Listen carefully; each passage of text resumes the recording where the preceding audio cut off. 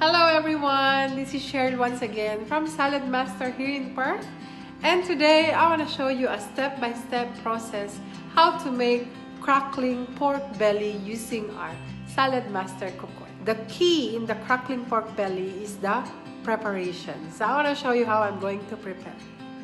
So what are the ingredients? White vinegar, sea salt, Chinese 5-spice. The first thing that we need to do is to prepare the belly. How do we do that? We score the skin first. So this one, when I bought it, it's already like this.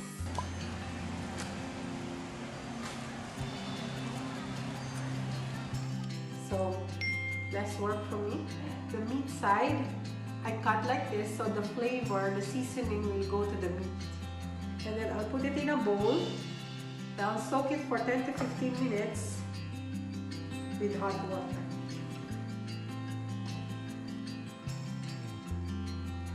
After 10 to 15 minutes, remove the water.